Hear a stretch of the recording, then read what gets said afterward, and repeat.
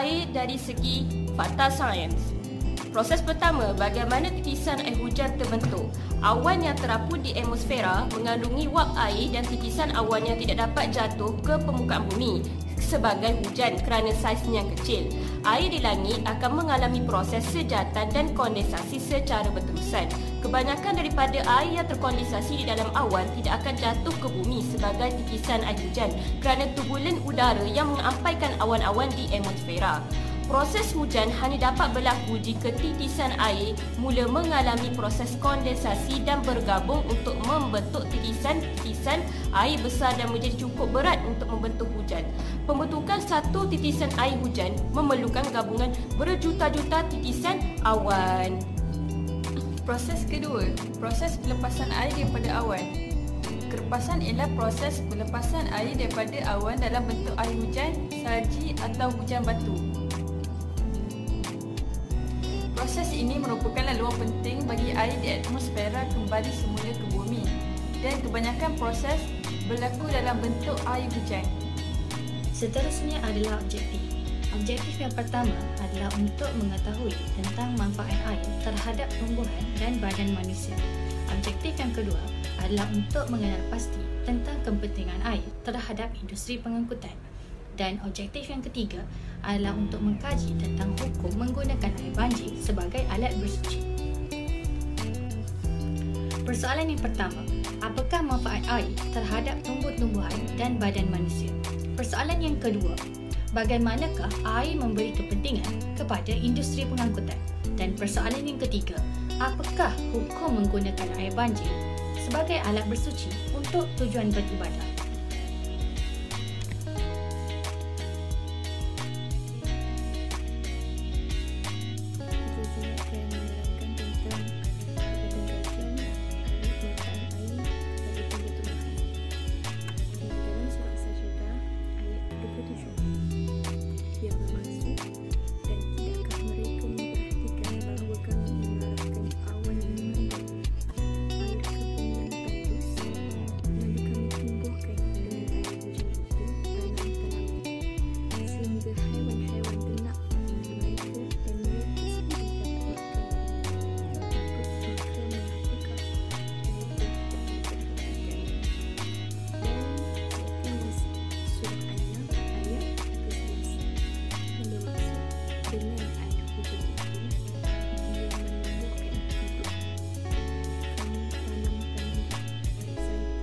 kurma, anggur dan segala macam buah-buahan.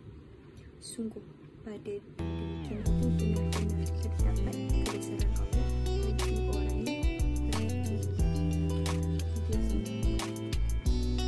terdapat kajian fakta sains yang menyatakan bahawa air dapat meningkatkan kesuburan tanah dan kesegaran tumbuh-tumbuhan.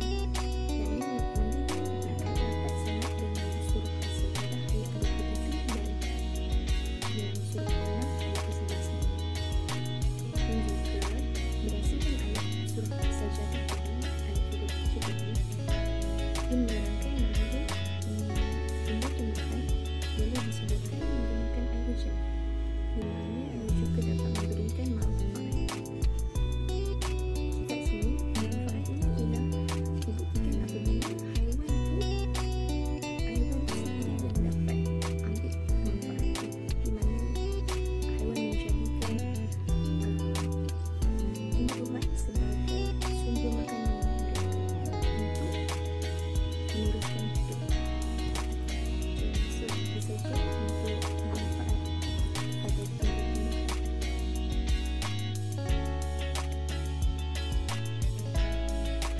Okey, seterusnya kepentingan air dalam sistem badan manusia. Daripada surah Al-Anbiya ayat 30 yang berbunyi, dan apakah orang-orang kafir tidak mengetahui bahawa langit dan bumi keduanya dahulunya menyatu. Kemudian kami pisahkan antara keduanya. Dan kami jadikan segala sesuatu yang hidup berasal daripada air. Maka mengapa mereka tidak beriman? Berdasarkan fakta sains, air terlibat dalam pelbagai proses penting yang berlaku dalam badan manusia seperti pengangkutan oksigen, menjadi medium pengangkutan bagi molekul, melindungi otak dan sistem rangka badan, mengekalkan keadaan dalaman pada tahap optimum, membantu sistem pencernaan serta menyingkirkan bahan-bahan bahaya dalam badan. Fakta ini selari dengan potongan daripada ayat 30 surah Al-Anbiya yang bermaksud, dan kami jadikan segala sesuatu yang hidup berasal daripada air, kerana tanpa air, mustahil segala proses yang dijelaskan oleh sains itu berlaku dan hidupan akan mati.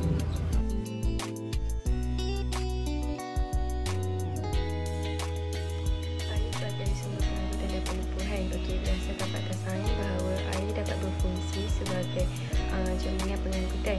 Air laut membolehkan manusia bergerak dari suatu tempat ke tempat yang lain dengan menaiki kenderaan laut seperti kapal.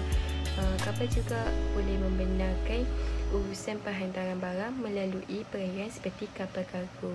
Air sebagai sumber pengangkutan dan pelabuhan yang berkait dengan ayat 164 surah Al-Baqarah yang berbunyi, sesungguhnya pada penciptaan langit dan bumi, pergantian malam dan siang, kapal yang berlayar di laut dengan muatan yang bermanfaat bagi manusia, apa yang diturunkan Allah Subhanahu Wa Taala dari langit yang berupa air, lalu dengan itu dihidupkannya di bumi setelah mati kering, dan ditebarkan di dalamnya bermacam-macam binatang dan perkisaran angin dan awan yang dikendalikan antara langit dan bumi. Semua itu sungguh kebesaran Allah Subhanahu Wa Taala bagi orang-orang yang mengerti.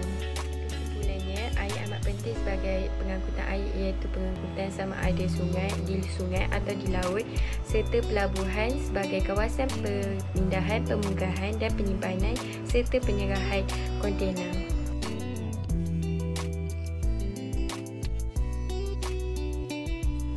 Apakah hukum berwuduk menggunakan air banjir? Hukum dia boleh, sebab ulama bersependapat bahawa keadaan asal air banjir ni adalah bersih. Dalam banjir, air ni berubah pada warna disebabkan tanah atau lumpur, dan tanah tu sendiri bersifat suci. Jadi air ni masih boleh digunakan.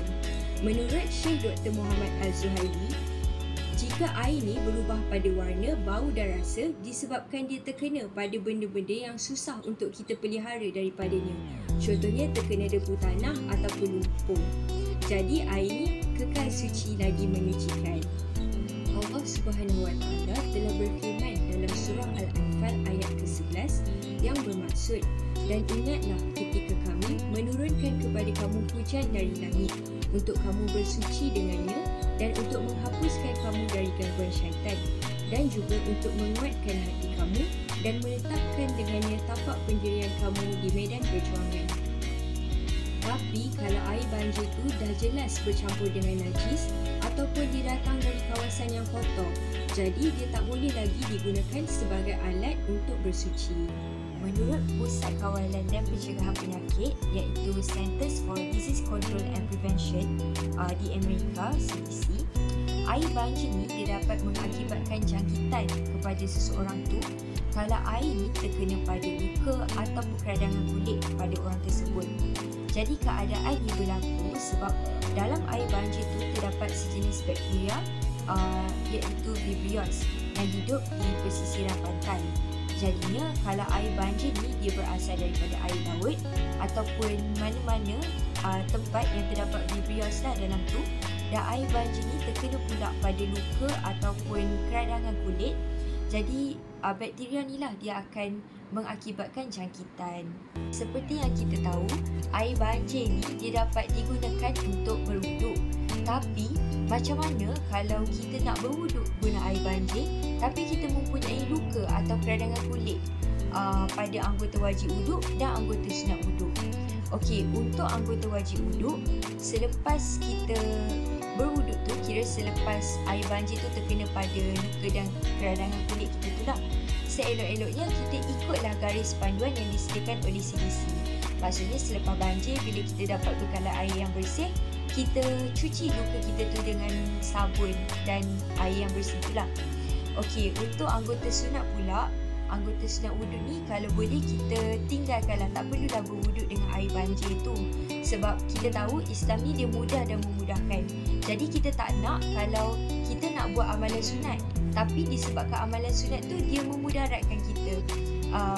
macam air banjir tu kita gunakan tapi dia menyebabkan jangkitan dan membahayakan kesihatan kita.